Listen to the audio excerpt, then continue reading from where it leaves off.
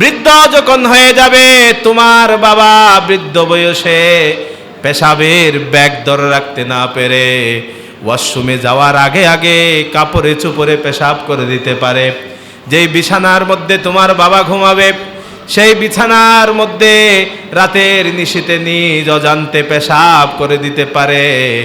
এই পেশাব করাটা বৃদ্ধ বয়সে করে দিয়েছে, তখন তুমি টকবগে একজন যুবক, তুমি টকবগে যুবক বলে পরিষ্কার পরিচ্ছন্নতা দেখাতে গিয়ে এমন বিরক্তবোধক শব্দ ব্যবহার করতে পারবে না। উফ বাবা, কেন পেশাব করতে হবে? কেন পেশাব এখানে করেছো? উফ বাবা, এটা কেন করেছো? উফ বাবা, এত এত কথা কেন বলো? বলা যাবে না, তোমাকে খামোশ হয়ে বসে থাকতে হবে। সুবহানাল্লাহ, বসে থাকতে হবে। ওয়ালা তানহারহুমা, ধমক দেয়া যাবে না। ধমক দেওয়ার বিষয়টা লা তানহার, নাহির সিগা। আল্লাহ সুবহানাহু ওয়া তাআলা নিষেধ করে দিয়েছেন, হারাম করে দিয়েছেন। পিতা তোমার উপরে না বুঝে বুঝে অন্যায় করেছে, কিন্তু অন্যায় করেছে ঠিক আছে, পিতাকে তুমি ধমক দিয়ে কথা বলতে পারবে না। ধমক দেওয়ার সেই সুযোগ আল্লাহ তোমার কাছ থেকে কেড়ে নিয়েছেন। সুবহানাল্লাহ, ধমক দেয়া যাবে না। এখন তো ধমক দেয়া দূরের কথা, অনেক সহজ কথা বাবার গায়ের মধ্যে হাত তুলছে এমন জঘন্য জালেম এই সমাজের মধ্যে আছে। আলহামদুলিল্লাহ, আলহামদুলিল্লাহি রাব্বিল আলামিন, খালিকিস সামাওয়াতি ওয়াল আরদিন, والصلاة والسلام على أشرف الأنبياء والمرسلين وعلى آله وأصحابه والناس أجمعين. فقد قال الله تعالى في كلامه المجيد: أعوذ بالله من الشيطان الرجيم. بسم الله الرحمن الرحيم. وقضى ربك ألا تعبدوا إلا إياه وبالوالدين إحسانا إما يبلغن عندك الكبر أحدهما أو كلاهما فلا تقل لهما أف ولا تنهرهما وقل لهما قولا كريما واخفض لهما جناح الذل من الرحمة وقل رب ارحمهما كما ربياني صغيرا. وقال تعالى في شان حبيبه ومحبوبه مخبرا وآمرا: إن الله وملائكته يصلون على النبي يا أيها الذين آمنوا صلوا عليه وسلموا تسليما. صلى الله على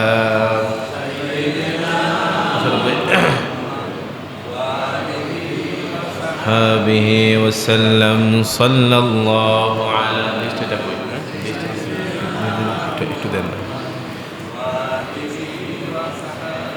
اللهم صل على سيدنا وعلى آل سيدنا. ولد الهدى فالكائنات ضياء فم الزمان تبسم وثناء. اللهم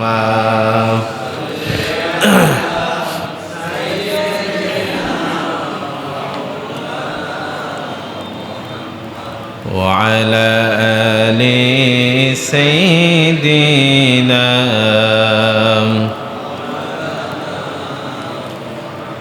اللهم صل وسلم وبارك عليه মহান মুনিবের দরবারে অসংখ্য শুকরিয়া আদায় করছি যে মুনিব আমাদের প্রতি জুমাবারের নিয়ে আজকে অত্র মসজিদে উপস্থিত হয়ে জুমার সালাত আদায় করার মতো তৌফিক দিয়েছেন।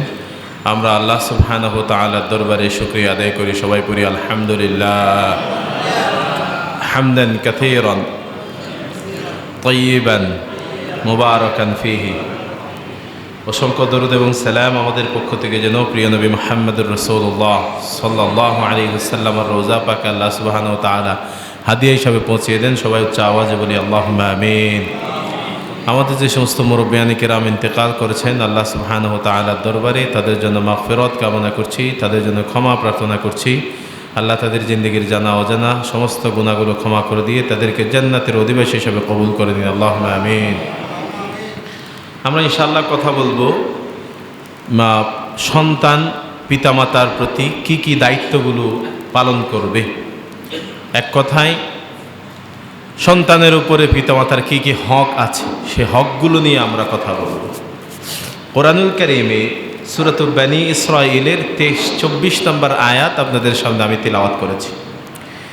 এটা আসলে খুবই চমৎকার একটা বিষয় এবং আমাদের জন্য খুবই ভয়ঙ্কর একটা বিষয়। এই যে আল্লাহ সুবহানাহু ওয়া তাআলা বলেছেন ওয়া কাদা রাব্বুক, তোমাদের রব তোমাদের জন্য ফায়সালা দিয়েছেন। কাদা এটা ফায়সালা হয়ে গেছে, এখানে কোনো ধরনের আপিল করার কোনো সুযোগ নাই। তোমাদের রব এই জিনিসটা তোমাদের জন্য ফায়সালা হিসাবে দিয়ে দিয়েছেন। এক নাম্বার কি, আল্লাহ তা'বুদু ইল্লা ইয়াহু, তারই ইবাদত করবা, শুধু তার ইবাদত করবা, আল্লাহ ছাড়া আর কারো ইবাদত করা যাবে না। এক নাম্বার অর্ডার। দুই নাম্বার ওয়াবিল ওয়ালিদাইনি ইহসানা, তোমাদের পিতামাতার প্রতি তোমরা ইহসান করবা। সুবহানাল্লাহ, আদেশ এসেছে কয়টা? দুইটা। টোটাল রাসূলুল্লাহর মিরাজের বর্ণনা বলার পরে 25টা আদেশ দিয়েছেন এখানে, টোটাল 25টা। 25-এর মধ্যে এক নাম্বার আল্লাহর ইবাদত, দুই নাম্বার পিতামাতার খেদমত, আরও আছে। এই যে পিতামাতার খেদমত, এই জিনিসটা আল্লাহ সুবহানাহু ওয়া তাআলা তার ইবাদতের পরপরেই ঘোষণা দিয়েছেন। কোরআনুল কারীমে সূরাতুল লোকমানের মধ্যে বলা হয়েছে আনিশকুরলি, আমার শুকরিয়া আদায় করো, অর্থাৎ আল্লাহর শুকরিয়া আদায় করো। এরপরে ওয়াল ওয়ালিদাইকা, দুই নম্বরে তোমাকে শুকরিয়া আদায় করতে হবে তোমাদের পিতামাতার। সুবহানাল্লাহ, পিতামাতার শুকরিয়া, আল্লাহর শুকরিয়া আদায় করার পরপরেই পিতামাতার শুকরিয়া আদায় করতে হবে।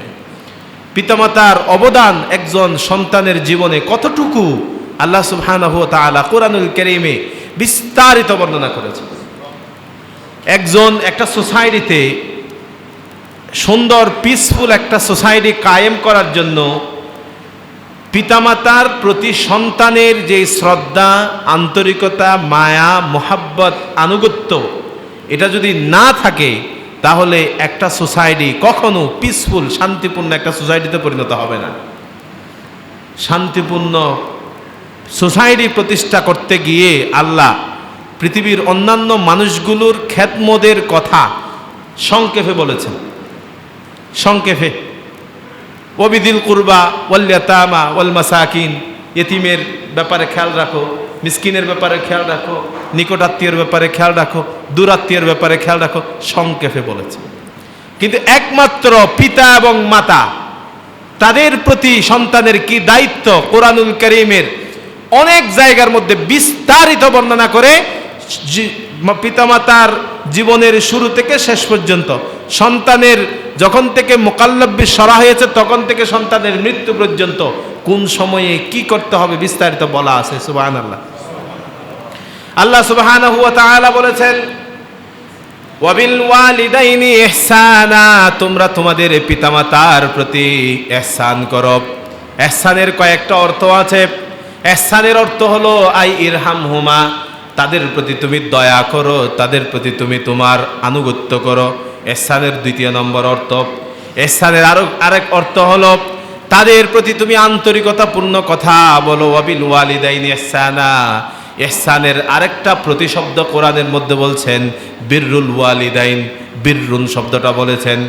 বিররুন শব্দের অর্থ হলো ভালো কাজ করা। বিররুন শব্দের অর্থ হলো আনুগত্য করা।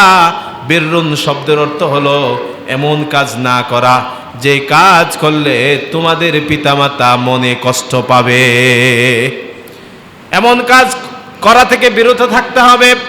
আল্লাহ সুবহানাহু ওয়া তাআলা আবার বলেছেন ওয়াবিল ওয়ালিদাইনি ইহসানা, তোমার পিতামাতার প্রতি তোমার ইহসান করতে হবে। পিতামাতার প্রতি ইহসান কিভাবে করব, এবার বিস্তারিত অর্ডারগুলো আল্লাহ দিচ্ছেন, বিস্তারিত ব্যাখ্যা আল্লাহ সুবহানাহু ওয়া তাআলা করেছেন।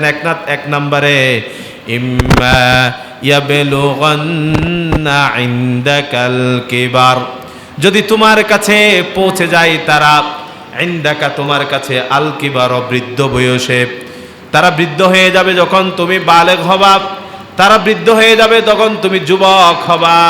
তাদের বৃদ্ধ বয়সে অত্যন্ত দুর্বল হয়ে যাবে তারা। তাদের দুর্বলতা সময়ে যদি তুমি তোমার পিতামাতাকে পাও, আহাদুহুমা, দুইজনের একজনকে, হয়তো পিতা বেঁচে আছে অথবা মাতা বেঁচে আছে, আও কিলাহুমা, অথবা পিতামাতা দুইজনকেই তুমি পেয়ে গেছ, তাহলে কি করতে হবে? ফালা তাকুল লাহুমা উফিন ওয়ালা তানহারহুমা ওয়া কুল লাহুমা কওলান কারীমা।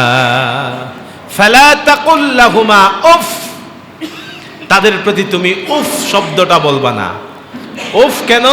আত-তাফিফ। তাফিফ মানে হলো রুক্ষ মেজাজে, রুক্ষ ভাষায় কথা বলা, অথবা তাদের প্রতি এমন শব্দ ব্যবহার করা যে শব্দটা বিরক্ত প্রকাশ করে। উফ শব্দটা মানুষের জীবনের সবচেয়ে সহজ শব্দ। যখন ছোট্ট বাচ্চা এখনো ভাষা শিখতে শুরু করেছে, হাঁটতে গিয়ে একটা হুচুট খেয়েছে, হুচুট খাওয়ার সাথে সাথে কি করে? উফ। সবচেয়ে সহজ শব্দ, একদম প্রাইমারি শব্দ। তার মানে মানুষ যেই শব্দটা সহজে উচ্চারণ করে, এই সহজে উচ্চারণ করা শব্দটাও এমনভাবে উচ্চারণ করবে না যেমনভাবে যাতে করে তোমার পিতামাতা কষ্ট পায়, এভাবে উচ্চারণ করতে পারবে না। আল্লাহু আকবার। কঠিন শব্দ ব্যবহার করা যাবে না। 2 নাম্বার, উফ শব্দটা এখানে আনার কারণ, কয়েকটা কারণ বর্ণনা করেছে। লা তাসমাউহুমা কাওলান শাইআ, এমন কোন শব্দ তুমি তাদেরকে শোনাবা না বা তাদের কাছ থেকে তুমি শোনার চেষ্টা করবা না যেটা হাত্তা ওয়ালা তাফিফ, যেটা বিরক্ত প্রকাশ করে। পিতামাতা যখন বৃদ্ধ হয় তখন বৃদ্ধ বয়সে পিতামাতার পরিণতি ছোট্ট বাচ্চার মতো হয়ে যায়। আমাদের গ্রামে একটা কথা আছে, মানুষ যখন বুড়া হয় তার অবস্থা তখন গুড়ার মতো হয়ে যায়, মানে ছোট্ট বাচ্চার মতো হয়ে যায়। ছোট্ট বয়সে আপনি আপনার বাবার হাত ধরে রাস্তায় হেঁটেছেন, হাঁটার সময় কত প্রশ্ন করেছেন, প্রয়োজনীয় প্রশ্ন, অপ্রয়োজনীয় প্রশ্ন। বাবা এটা কি? বাবা এটা এভাবে কেন হচ্ছে? বাবা আমি এটা খাবো। রাতের নিশীথ নাই, দিনের দুপুর নাই, রাত নাই, দিন নাই, সময় নাই, অসময় নাই, বাবাকে বিরক্ত করেছেন আপনি। আল্লাহ সুবহানাহু ওয়া তাআলা বলেছেন যে ওয়াতিলকাল আমসালু নাদরিবুহা লিন-নাস, মানুষের জীবনের কঠিন সময়গুলো আমি ঘুরে ঘুরে আনি। কেন? মানুষকে আমি এর মাধ্যমে পরীক্ষা করব। পিতা যখন বৃদ্ধ হয়ে যায়, ডায়াবেটিস যদি থাকে, আরও অবস্থাটায় যে পেশাবের ব্যাগ ধরে রাখতে পারে না। আপনি যেমন ছোট্ট বয়সে আপনার বাবা কত যত্ন করে আপনাকে কোলে নিয়ে আদর করছে, সে সময়ে নতুন পোশাকে, পরিষ্কার পরিচ্ছন্ন পোশাকে আপনি পেশাব করে দিয়েছেন, বাবা কি বিরক্ত প্রকাশ করেছিল? আল্লাহ সুবহানাহু ওয়া তাআলা এই কথা বলার মাধ্যমে বলেছেন, বৃদ্ধ যখন হয়ে যাবে তোমার বাবা, বৃদ্ধ বয়সে পেশাবের ব্যাগ ধরে রাখতে না পেরে ওয়াশরুমে যাওয়ার আগে আগে কাপড়ে চোপড়ে পেশাব করে দিতে পারে। যেই বিছানার মধ্যে তোমার বাবা ঘুমাবে, সেই বিছানার মধ্যে রাতের নিশীথে নিজ অজান্তে পেশাব করে দিতে পারে।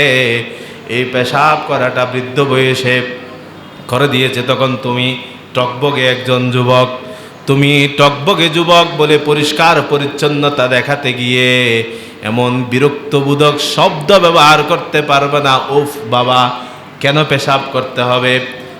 পেশাব এখানে করেছো, উফ বাবা এটা কেন করেছো, উফ বাবা এত এত কথা কেন বলা যাবে না, তোমাকে খামোশ হয়ে বসে থাকতে হবে। সুবহানাল্লাহ, বসে থাকতে হবে।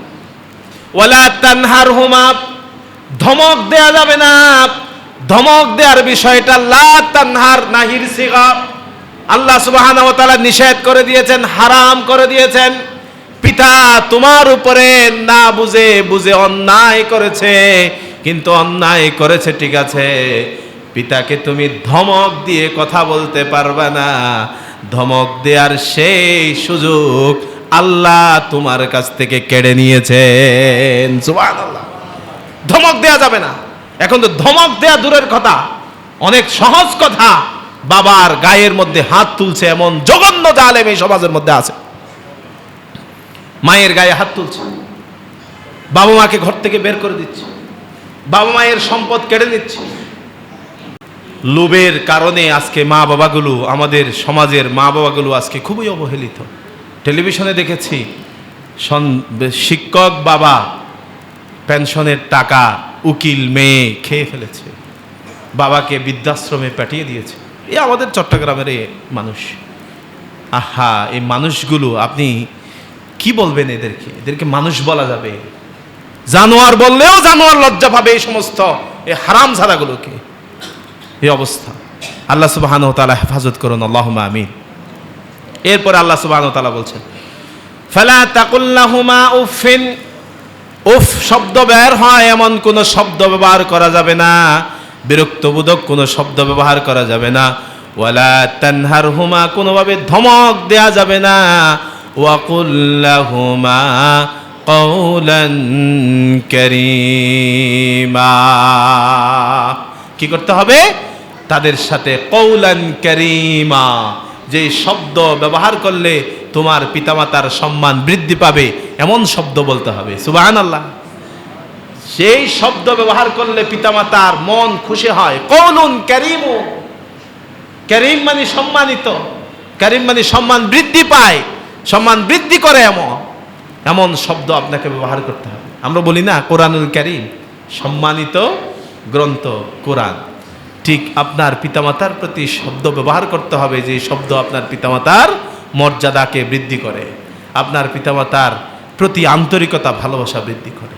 আল্লাহ সুবহানাহু ওয়া তাআলা বলছেন এরপর, ওয়াখফিদ লাহুমা জানাহাদ যুল্লি মিনার রাহমাতি ওয়া কুর রাব্বিরহামহুমা কামা রাব্বায়ানি সগীরা। হাফাদাল জানা আরবি একটা ফ্রেজাল ওয়ার্ড, অর্থ হলো তুমি তোমার ডানাকে বিছিয়ে দাও। ডানাকে বিছিয়ে দাও, কিসের ডানা? মিনার রহমা, রহমতের ডানা। বৃষ্টি যখন প্রবলভাবে বর্ষণ হয় তখন পাখি কি করে?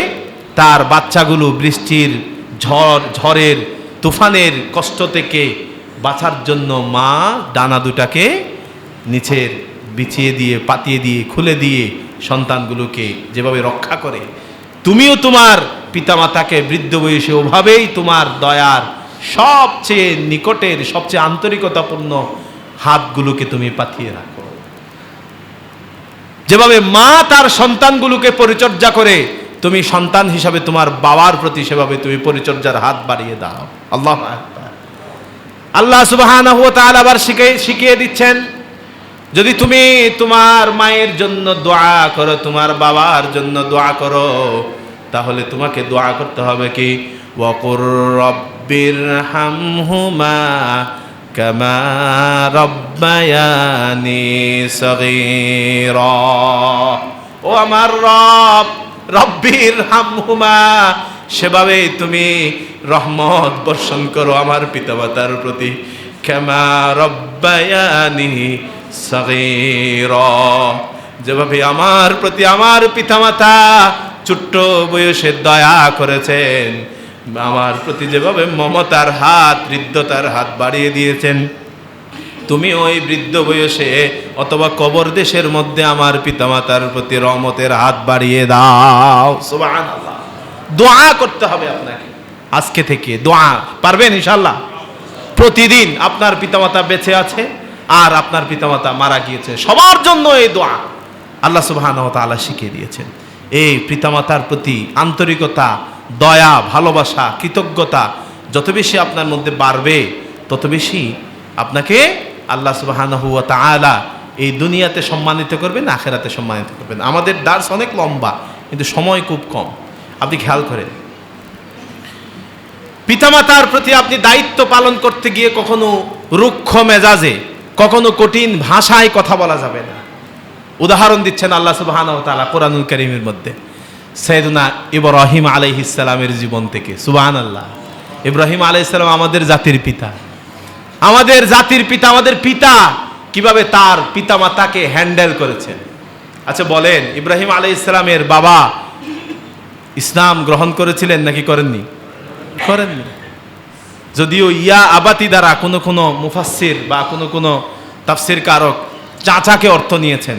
হ্যাঁ, চাচা হতে পারে, যেটা হবে হোক, কিন্তু তারপরেও উনি ওনার পিতা বা চাচার সাথে কিরকম আচরণ করেছেন। উনি একজন রসুল, মুতাবার রসুল, উনি একজন প্রথম সারির রসুল। সে রসুলের উপরে ঈমান আনা পুরা সব উম্মতের জন্য ফরজ। ওই সময়ে তার উপরে তার পিতা ঈমান আনছেন না। কত কঠিন কথা, কত কষ্টের কথা। আপনি পিএইচডি হোল্ডার, দুনিয়ার সব মানুষ স্বীকার করছে, আপনার বাবা বলছেন তুই কি পিএইচডি হোল্ডার? কেমন কত কষ্ট লাগতে পারে। ইব্রাহিম আলাইহিস সালাম পিতার সামনে আসছেন। সূরাতুল মারিয়ামের মধ্যে আল্লাহ সুবহানাহু ওয়া তাআলা বলেছেন 41 থেকে 45 আয়াত, ইব্রাহিম আলাইহিস সালাম পিতার সামনে এসে খুবই আদবের সাথে বসেছেন। বসে এবার আল্লাহ সুবহানাহু ওয়া তাআলা বলেছেন, উযকুর ফিল কিতাবি ইব্রাহিম ইন্নাহু কানা সিদ্দীকান নাবিয়্যা। উযকুর, স্মরণ করো তোমরা, ফিল কিতাবি ইব্রাহিম, ইব্রাহিম আলাইহিস সালামের বিষয়গুলো। ইন্নাহু কানা সিদ্দীকান নাবিয়্যা, তিনি ছিলেন খুবই সত্যবাদী একজন নবী। তিনি তার পিতার কাছে এসেছেন।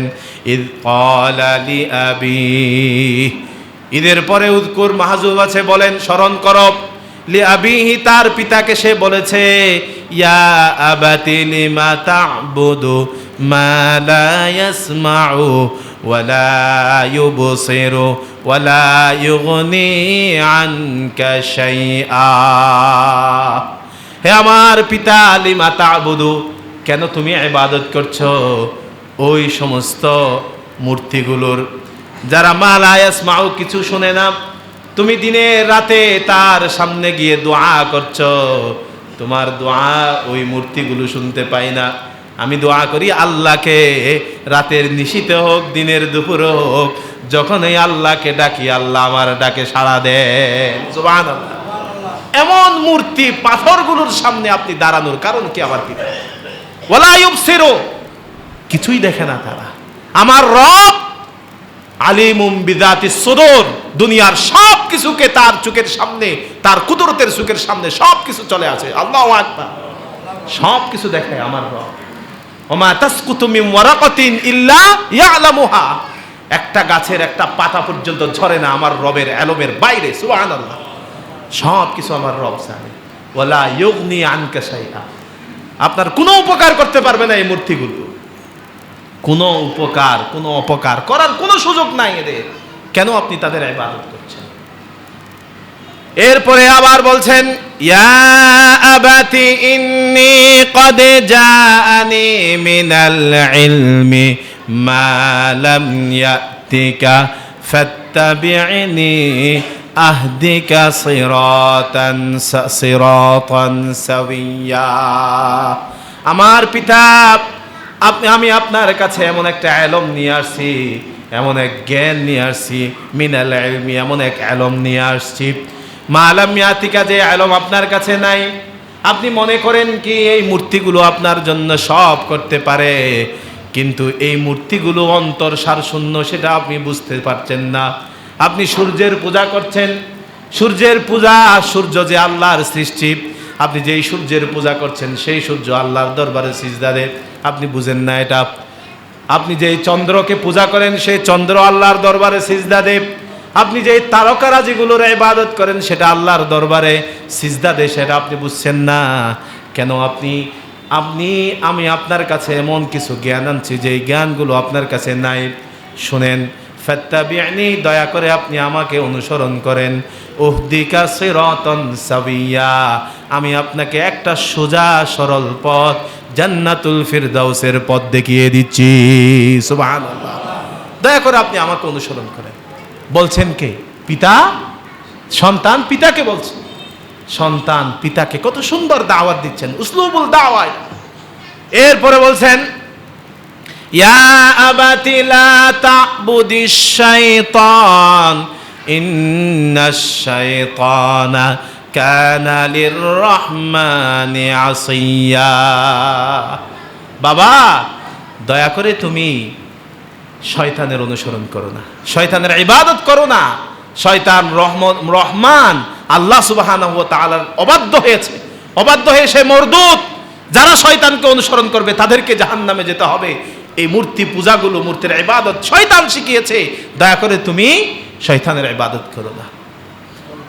ইয়া আবাতি ইন্নী আখাফু আন ইয়ামাসসাকা আযাবুম মিনার রাহমান ফাতাকুনা লিশ-শাইতানি ওয়ালিয়্যা। আমার বাবা, ইন্নী আখাফু আন ইয়ামাসসাকা আযাবুম মিনার রাহমান, তুমি যদি এভাবেই চলতে থাকো, তুমি যদি এভাবেই মূর্তি পূজা করতে থাকো, এভাবেই যদি তুমি শয়তানের ইবাদত করতে থাকো, তাহলে তোমাকে আন ইয়ামাসসাকা আযাবুম মিনার রাহমান, রহমানের আযাব তোমাকে স্পর্শ করবে, তোমাকে গ্রাস করে ফেলবে। রহমানের আমি সন্তান, আমি জান্নাতে যাব, আর আমার বাবা জাহান্নামে জ্বলবে, সেটা আমি কিভাবে সহ্য করব? আমার বাবা, দয়া করে তুমি ইবাদত করিও না। বাবা শুনেনি, না শুনে কি করেছেন? তার কওমের সাথে, অর্থাৎ নমরুদের সাথে ষড়যন্ত্রে লিপ্ত হয়ে গেছে। নমরুদের সাথে ষড়যন্ত্রে লিপ্ত হয়ে হযরত ইব্রাহিম আলাইহিস সালামকে অগ্নিকুণ্ডে পুরানোর জন্য সবাই মিলে একটা ষড়যন্ত্র করেছে। তখন ইব্রাহিম আলাইহিস সালাম বলছেন যে, আমার বাবা, আপনাকে আমি অনেক বুঝিয়েছি, আমার কওম আমি আপনাদের অনেক বুঝিয়েছি, কিন্তু এখন আমি আপনাদের বুঝাতে আর পারছি না, আমি সক্ষম নই, আমি আপনাদের কাছ থেকে চলে যাচ্ছি। কোন দিকে যাচ্ছি? আমি আমার রবের দিকে যাচ্ছি, আমি আমার রবের দিকে ফিরে যাচ্ছি। ক্বালা আরাগিবুন আনতা আন আলিহাতি ইয়া ইব্রাহিম লাইন লাম তানতাহি ওয়াহজুরনি লাআরজুমান্নাকা ওয়াহজুরনি মালিয়া।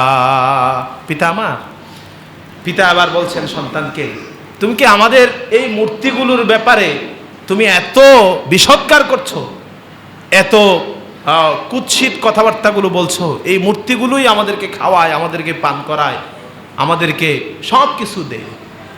ইব্রাহিম আলাইহিস সালাম বলছেন, না, আমি যখন কষ্টে থাকি আমাকে শান্তি দেন আল্লাহ, আমি যখন অশান্তিতে থাকি আমাকে শান্তি দান করেন আল্লাহ, আমি যখন অসুস্থ হই ওয়াইদা মারিতু ফাহুয়া ইয়াশফিন, আমি যখন অসুস্থ হই শেফা দেন আল্লাহ। সুতরাং আমি আপনাদের কাছ থেকে চলে যাচ্ছি। ইন্নী যাহিবুন ইলা রব্বি সায়াহদিন, আমি আমার রবের দিকেই যাচ্ছি। কিন্তু ক্বালা সালামুন আলাইক, আমার পিতা আপনার উপরে সালাম বর্ষণ করি, দোয়া করি। লা আস্তাগফিরুন্না লাক, তবে আমি আপনাকে কথা দিয়ে যাচ্ছি, আপনার কাছে আমি আপনার জন্য আল্লাহর কাছে আমি দোয়া করব, ইস্তিগফার, ক্ষমা প্রার্থনা করব, যাতে আল্লাহ আপনার জন্য হেদায়েত লিখে রাখেন, আপনার কপালে হেদায়েত লিখে রাখেন।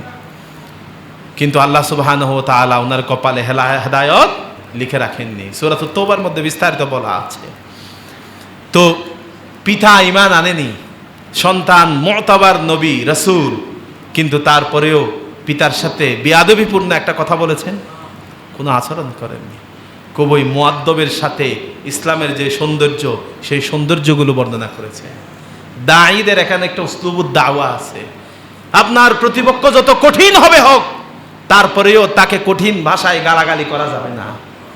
আপনার প্রতিপক্ষ যারা হবে হোক, তারা তো জাহেল, এ জাহেল তো গালি গালি করবেই, গালি দিব তো জাহেলে। আর যারা মুমিন তাদের মুখ থেকে কখনো গালি আসবে না। আপনাকে সুন্দর ভাষায় কথা বলতে হবে, কোরআনের ভাষায়। ফেরাউনের চেয়ে বড় জালেম দুনিয়াতে আর আছে? আল্লাহ ফেরাউনের কাছে পাঠাচ্ছেন মুসা আলাইহিস সালামকে, বলছেন ফাকুলা লাহু কওলান লাইয়িনা। ফেরাউনের কাছেই সবচেয়ে সুন্দর ভাষায় কথা বলতে হবে। তো এখন যারা আমাদের বিরোধিতা করে, ইসলামের বিরোধিতা করে, ইসলামের দাওয়াতের বিরোধিতা করে, তারা কি ফেরাউনের চেয়ে বড় জালেম? তো তাদেরকে তো এত কঠিন ভাষায় বলা যাবে না, সুন্দর ভাষায় রিপ্লাই দিতে হবে, উসলুবুদ্দা। এবার আসেন, আল্লাহ সুবহানাহু ওয়া তাআলা বলছেন পিতামাতার সামনে আদব মুআদ্দব এভাবেই কথা বলতে হবে, সুন্দর ভাষায় কথা বলতে হবে। আল্লাহ সুবহানাহু ওয়া তাআলা বলেছেন এবার পিতামাতার সামনে সুন্দর ভাষায় কথা বলতে গিয়ে পিতামাতার সমস্ত আদেশগুলো শোনা যাবে, কিন্তু একটা আদেশ শোনা যাবে না। আল্লাহ সুবহানাহু ওয়া তাআলা সূরাত আনকাবুতের মধ্যে বলছেন ওয়াওয়াসাইনাল ইনসানা বিওয়ালিদাইহি হুসনা ওয়া ইন জাহাদাকা আলা আন তুশরিকা বিহি মা লাইসা লাকা বিহি ইলমুন ফালা তুতি'হুমা ইলাইয়া মারজিউকুম ফাউনাব্বিউকুম বিমা কুনতুম তা'মালুন। আমি সন্তানদেরকে, পৃথিবীর সন্তানগুলোকে, মানুষগুলোকে অর্ডার দিচ্ছি, একটা ওসিয়া করছি। সেটা কি? পিতামাতার সাথে সুন্দর ব্যবহার করবে। পিতামাতার সাথে সুন্দর ব্যবহারের সময় যদি কোনো সময় পিতামাতা তাকে আল্লাহর সাথে শিরিক করার জন্য জোরাজুরি করে ফালা তুতি'হুমা, আনুগত্য করা যাবে না। সূরাতুল লোকমানের মধ্যে বলেছে ফালা তুতি'হুমা ওয়া সাহিবুহুমা ফিদ দুনিয়া মারুফা, কিন্তু তার সাথে দুনিয়াতে মারুফ ন্যায় সঙ্গতভাবে আচরণ করতে হবে। কোনোভাবে তাকে ফেলে দেওয়া যাবে না, ঝাড়ে দেওয়া যাবে না, কঠিন ভাষায় ধমক দেওয়া যাবে না, ইগনোর করা যাবে না, অগ্রাহ্য করা যাবে না, সুন্দর ভাষায় কথা বলতে হবে।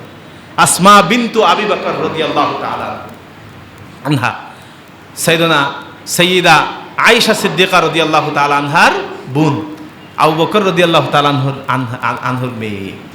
আবু বকর রাদিয়াল্লাহু তাআলা আনহুর স্ত্রী তখন ঈমান আনেননি।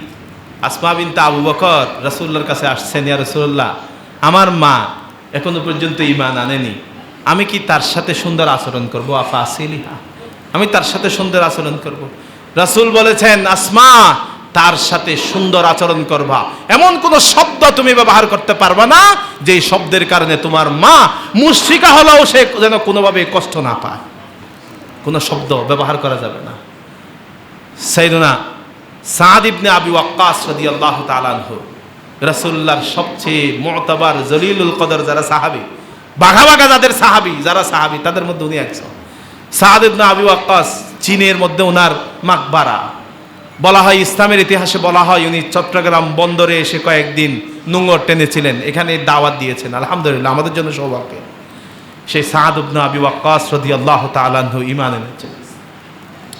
ঈমান আনার ফলে সাদ ইবনে আবি ওয়াক্কাসের মা বলছেন, সাদ, তুমি ঈমান এনেছো মুহাম্মদ সাল্লাল্লাহু আলাইহি ওয়াসাল্লামের দ্বীনের উপরে, এটা আমি পছন্দ করি না। তুমি আমাদের দ্বীনকে পরিবর্তন করতে চাও, আমাদের দ্বীনকে তুমি শেষ করতে চাও, ধ্বংস করতে চাও। সাদ ইবনে আবি ওয়াক্কাসের মা বলছেন, সাদ, আজকে থেকে তোমাকে আমি একটা আলটিমেটাম দিয়ে দিচ্ছি। সেই জিনিসটা হলো, যতক্ষণ পর্যন্ত তুমি মুহাম্মদ সাল্লাল্লাহু আলাইহি ওয়াসাল্লামের উপরে আনিত বিধানকে তুমি অস্বীকার করবা, যতক্ষণ পর্যন্ত তুমি ঈমানকে ছাড়ছ না, ততক্ষণ আমি তোমার মা হওয়ার পরেও আমি তোমার সাথে কথা বলবো না, তোমার সাথে কথা বন্ধ করে দিলাম। সাদ ইবনে আবি ওয়াক্কাস শুনে না, মুহাম্মদুর রাসূলুল্লাহর দরবার ছাড়েন না। একদিন, দুই দিন চলে গেল, আবার মা বলছেন আরেকদিন। সাদ ইবনে আবি ওয়াক্কাস বলছেন, মা বলছেন সাদ ইবনে আবি ওয়াক্কাসকে, আমার সন্তান একটা কাজ, আমার সন্তান, আমি তোমাকে বলেছিলাম যদি তুমি মুহাম্মদ সাল্লাল্লাহু আলাইহি ওয়াসাল্লামের উপরে আনিত দ্বীনকে তুমি ছেড়ে না দাও, আমি তোমার সাথে কথা বলবো না, কিন্তু তারপরে তুমি শুনছো না। কিন্তু আমার ভয় লাগছে তুমি আমাদের বাপ দাদার যে ধর্ম সেই ধর্মকে তুমি পরিবর্তন করে ফেলছ। ও সাদ, আমি বলছি আজকে থেকে যতক্ষণ পর্যন্ত তুমি মুহাম্মদ সাল্লাল্লাহু আলাইহি ওয়াসাল্লামের উপর আনিত ঈমান ছেড়ে দিচ্ছ না, ততক্ষণ আমি না খেয়ে থাকবো, দরকার হলে আমি মরে যাব, তারপরেও তোমার সাথে আমি কথা বলবো না, খাওয়া দাওয়া বন্ধ করে দিলাম। সাদ ইবনে আবি ওয়াক্কাস বলছেন, মা, আমার নবী মুহাম্মদ সাল্লাল্লাহু আলাইহি ওয়াসাল্লাম আমাকে আদেশ করেছেন যে আমি আপনার সাথে সুন্দর ব্যবহার করব, আপনার সাথে বেয়াদবি করব না, কিন্তু যদি আপনি আমাকে মুহাম্মদ সাল্লাল্লাহু আলাইহি ওয়াসাল্লামের আনুগত্যকে ছাড়তে বলেন, কোরআনের হুকুম হলো আমি আনুগত্য ছাড়তে পারবো না। সুবহানাল্লাহ, ছাড়তে পারবো না আমি। মা একদিন খাচ্ছে না, 2 দিন খাচ্ছে না, 3 দিন খাচ্ছে না, না খেতে না খেতে মা শুকিয়ে একদম কাঠ হয়ে গেছে। সন্তানকে ডেকে মা বলছেন, সন্তান, এখনো তুমি আমার কথা শুনবা না? সাদ ইবনে আবি ওয়াক্কাস সেদিন মায়ের সামনে অত্যন্ত পোলাইটলি আদবের সাথে বলেছেন, মা, ইমানের জন্য তুমি একবার নয়, তুমি 1000 বার মরে যাওয়ার পরেও আমি আমার ইমানকে ত্যাগ করব না। আল্লাহু আকবার। ইমান, ইমানের ক্ষেত্রে কোনোভাবে কম্প্রোমাইজ করা যাবে না। কিন্তু এখন তো আমরা টাকা যেখানে আছে সেখানে ইমান তিমান বুঝি না, আসলেই হচ্ছে। হালাল হারামের কোনো তাওয়াক্কা আমাদের দরকার, আসলেই হচ্ছে। সেটা কোথা থেকে আসছে, কোথায় যাচ্ছে হচ্ছে না, ভাগ আমার কাছে আসলেই হচ্ছে। এক সময় দেখেছি, একটা ভিডিও দেখেছিলাম, যে বলে যে 500 টাকা চাঁদা তুলেছেন, 200 টাকা অমুককে দিবেন, 300 টাকা অমুককে দিবেন, 400 টাকা অমুককে দিবেন, এভাবে যদি সবাই ভাগ করে খায় আল্লাহও খুশি হবে, মানুষের মনেও খুশি হবে। আচ্ছা বলেন, হারাম টাকার জন্য আল্লাহ খুশি হয়? এই যে এখানে এই যে আলগা মুফতি চলে আসছে না, এটা এগুলো কি জানেন? ওই যে রাসূল বলেছেন, ইত্তাখাযান নাস রুউসান জুহালা, একটা সময় এসে মানুষ রুউস, রাসুন অর্থ হলো নেতা, ইমাম, এখানে ইমাম শব্দ ব্যবহার না করে রুউস বলেছেন, অর্থ হলো এমন নেতা, জুহালান, যারা জাহেল। ইমামুন জুহালুন বলেনি, জাহেল ইমামের কথা বলেনি, জাহেল নেতার কথা বলেছেন। যারা ইসলামের কিছুই জানে না তারা ফতোয়া দিতে শুরু করবে।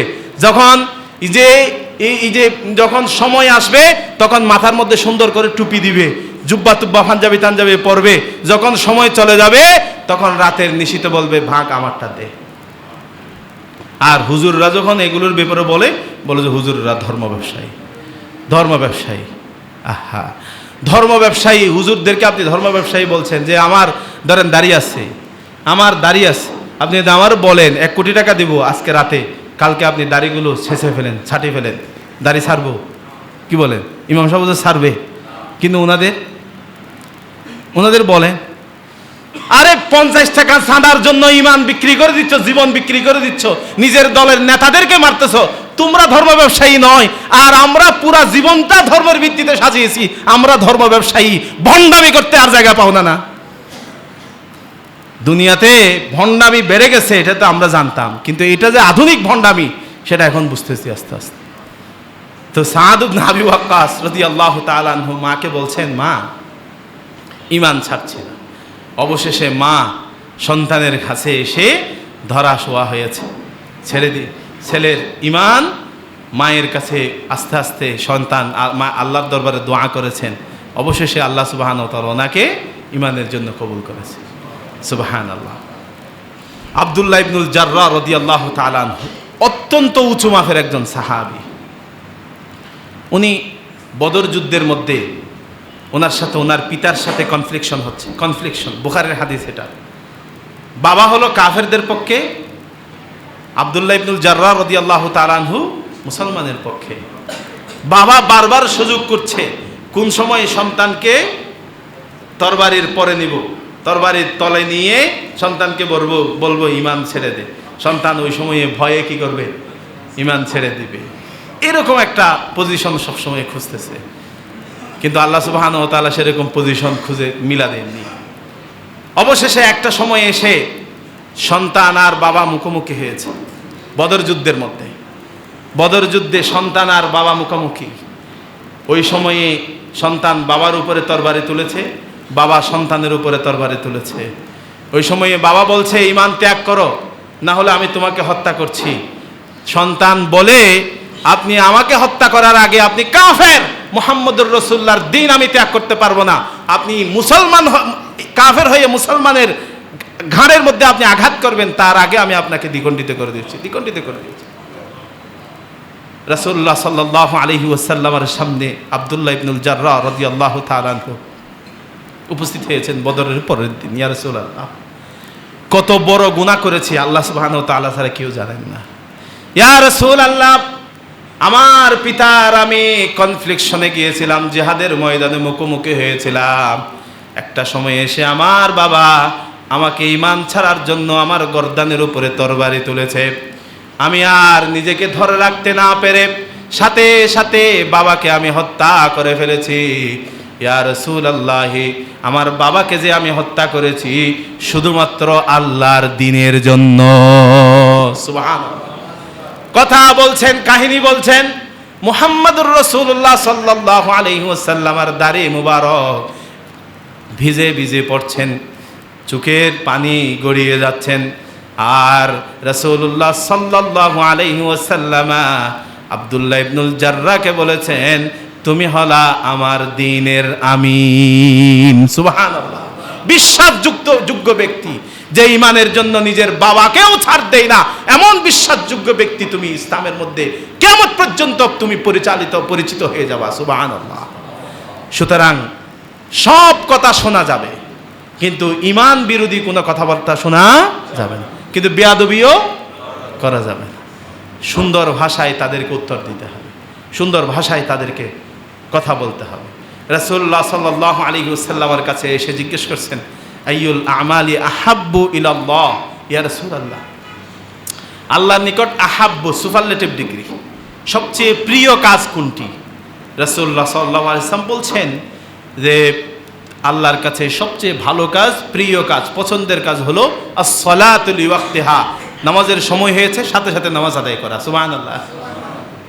যে আল্লাহর কাছে প্রিয় হওয়ার জন্য কত কাজ করছেন আপনি, কত দরবারে যান, কত দেন যান, কত খতম পড়ান, এই করেন সেই করেন, হুজুরের কাছে যান, কিছু নয়, ঠিক সময় নামাজ পড়া, ঠিক সময় নামাজ পড়া। আজান দিয়েছে, সমস্ত কাজ ফেলে রেখে মসজিদে চলে আসবে, নামাজে দাঁড়িয়ে যাবে, এটাই আল্লাহর কাছে সবচেয়ে প্রিয় কাজ। 1 নাম্বার। 2 নাম্বার, সাহাবী জিজ্ঞেস করলেন, ইয়া রাসূলুল্লাহ 2 নম্বরে কি? বলা হয়েছে 2 নম্বরে বিররুল ওয়ালিদাইন, তোমার পিতামাতার খেদমত করা। সুবহানাল্লাহ। এক সাহাবী এসে রাসূলের কাছে বলছেন, ইয়া রাসূলুল্লাহ, আমি আমার জীবনে অত্যন্ত বড় একটা ভুল কাজ করেছি, আমি তওবা করতে চাই।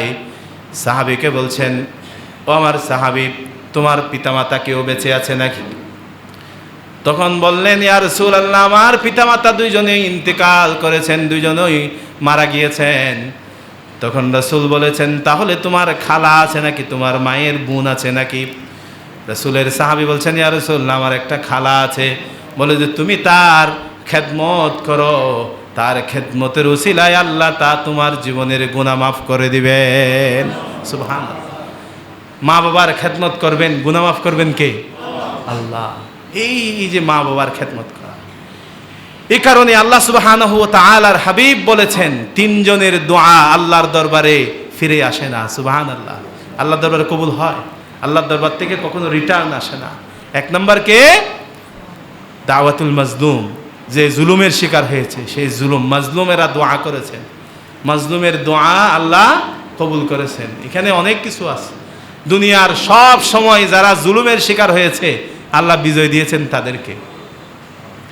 সব জায়গায়, দুনিয়ার একটা সিঙ্গেল কোনো জায়গা দেখাতে পারবেন না। মিশরে জামাল আব্দুল নাসের, মিশরের ইখওয়ানুল মুসলিমিনকে লক্ষ লক্ষ শত শত আলেমদেরকে জবাই করেছিল জামাল আব্দুল নাসেরের সরকার। আল্লাহ সুবহানাহু ওয়া তাআলার দরবারে ইখওয়ানুল মুসলিমিনের দায়ীরা রাতের পর রাত চোখের পানি ফেলে আল্লাহর দরবারে দোয়া করেছেন। মুসলিমদের দোয়া কবুল করে মিশরের শাসন ব্যবস্থার ক্ষমতা আল্লাহ সুবহানাহু ওয়া তাআলা ইখওয়ানের হাতে দিয়ে দিয়েছিলেন। সুবহানাল্লাহ। আমাদের অবস্থাও তত বেশি, এখন খুব সুন্দর ভালো দেখতেছি। বিশ্ববিদ্যালয়ের মতো সবচেয়ে উন্নত মানের যেই প্রতিষ্ঠানগুলো, সবগুলো ইসলামিস্টদের আসতেছে, ইসলামিস্টদের হাতে আসতেছে। আপনারা যত হাম্বি তুম্বি করবেন করেন, হাম্বি তুম্বি যত করবেন তত মানুষ আপনাদেরকে নেগেটিভ ভাবে নিচ্ছেন, বাংলাদেশে আপনি যদি টিকে থাকতে চান, বাংলাদেশের মানুষের খেদমত করতে চান, ইসলামকে মেনেই খেদমত করতে হবে। শরিয়া আইন মানি না, শরিয়া আইন বিশ্বাস করি না, এমন ভাওতাবাজি মূলক কথা বলবেন, জনগণ আপনাদেরকে জাঁটা আর জুতা দিয়ে মারার জন্য প্রস্তুত হবে। শরিয়া আইনকে মেনে কলিজার ভিতরে ধারণ করেই আপনাকে যা কিছু করবেন বাংলাদেশের মধ্যে করতে হবে। শরিয়া আইনকে পাত্তা না দিতে গিয়ে 14 দল করেছিল, এক দল 14টা, একটাও নাই। কেউ গিয়েছে দিল্লি, কেউ গিয়েছে আমেরিকা, কেউ গিয়েছে অমুক, কেউ গিয়েছে তমুক, সবাই কুত্তার মতো ফালাচ্ছে এখন।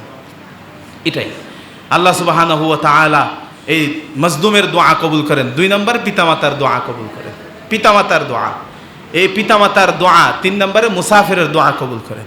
এখন দেখেন তো, আমি আসলে বুঝি না, যার পিতামাতা বেঁচে আছেন, পিতামাতা বেঁচে থাকাকালীন, পিতামাতা বেঁচে থাকার সময়ে আপনি যদি কোনোভাবে আপনার পিতামাতার জন্য দোয়া করেন, আপনার পিতামাতার জন্য আপনি যদি কোনোভাবে দোয়া করেন, অথবা আপনি ধরেন এই সময়ে কষ্টে আছেন, অর্থনৈতিকভাবে কষ্টে আছেন, ফ্যামিলির যে কোনো একটা বিষয়ে কষ্টে আছেন, আপনি আপনার পিতাকে, আপনার মাতাকে গিয়ে বলেন, মা আমি কষ্টে আছি, আল্লাহর দরবারে একটু দোয়া করো না। মায়ের দোয়া আল্লাহর দরবারে কবুল হবে না? 100% কবুল হবেই। কে বলেছেন? রাসূলুল্লাহ সাল্লাল্লাহু আলাইহি ওয়াসাল্লাম। আপনার কষ্ট আর ঘরে থাকে? কেমনে থাকবে আমারে বলেন তো? দোয়া তো 100% কবুল হচ্ছেই। সুতরাং পিতামাতার জন্য দোয়া করা, পিতামাতার সাথে সুন্দর ব্যবহার করা আমাদের জন্য খুবই দরকার। রাসূলুল্লাহ সাল্লাল্লাহু আলাইহি ওয়াসাল্লাম বলেছেন, 3টা গুনার শাস্তি দুনিয়াতে আল্লাহ 100% দেন। বলেন কয়টা? 3টা গুনার শাস্তি আল্লাহ দুনিয়াতে দিয়েই ছাড়বেন। তার মধ্যে অন্যতম একটা গুনাহ হলো পিতামাতার অবাধ্য হওয়া। যে ব্যক্তি দুনিয়াতে পিতামাতার অবাধ্য হয়েছে, সেই ব্যক্তি দুনিয়ার মধ্যে শাস্তি পাবে। যে মা বাবার সাথে বেয়াদবি করেছে আর দুনিয়াতে সুখী হয়েছে, এমন একজন দেখান তো। এখানে একটা সুন্দর একটা হিডেন কথা আছে। সেটা কি? পিতামাতা যতদিন বেঁচে থাকেন ততদিন আল্লাহ মানুষগুলোকে একটু কষ্টে রাখেন, অর্থনৈতিক কষ্ট অথবা শান্তিগত একটা কষ্টে রাখেন। কেন রাখেন জানেন?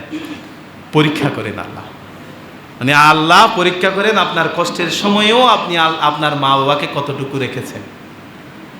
যারা এভাবে কষ্ট থাকা সত্ত্বেও পিতামাতার খেদমত করেছে, পিতামাতাকে সঙ্গে নিয়েছে, পিতামাতার সাথে বেয়াদবি করেনি, পিতামাতা মরার পরে মানুষগুলোকে আমি বিমানের গতিতে উড়ে যেতে দেখেছি, বিমানের গতিতে বড় লোক হতে দেখেছি। সুবহানাল্লাহ। অসংখ্য মানুষ আছে, অসংখ্য নজির আছে। তার মানে পিতামাতা বেঁচে আছে মানে আল্লাহ আপনাকে একটু কষ্ট রাখছেন, অর্থনৈতিকভাবে একটু কষ্ট রাখছেন, শান্তিগতভাবে একটু কষ্ট রাখছেন। আপনি কষ্টের সময়ে আল্লাহকে কতটুকু স্মরণ করছেন, আপনার পিতামাতাকে কতটুকু স্মরণ করছেন। এটা তার মানে আজকের পর থেকে আর পিতামাতা ওল্ড হোমে যাবে? কি বলেন? যারা বলেননি তারা চিন্তা করেছেন আর কি। এটা আমাদের দেশের সোসাইটিকে ধ্বংস করে দিয়েছে আমরা কয়েকটা কারণে। এখানে একটা অর্থ হলো আমরা অর্থনৈতিক একটা বিপর্যয় তৈরি করেছি। বিপর্যয় মানে টাকা পয়সা কমছে না। অর্থনৈতিক বিপর্যয়টা হলো ওই যে ভোগের চিন্তা ভাবনা, সব কিছু খাবো, সব কিছু আমি বুক করব, সব কিছু আমার বউকে দিতে হবে, সব কিছু আমার মেয়েকে দিতে হবে, এই ধরনের চিন্তা ভাবনা। আমার ভাইকে মাহরুম করব, আমার ভাইয়ের থেকে আমি একটু সম্পদ বেশি নেব, বেশি নিতে গিয়ে বাবা মায়ের সাথে, সন্তানের সাথে, ভাইয়ের সাথে এক ধরনের ক্লাস তৈরি হচ্ছে, ফলশ্রুতিতে এই ঝামেলাটা হচ্ছে। এ কারণে এই বিষয়গুলো একটু মাথায় রাখতে হবে।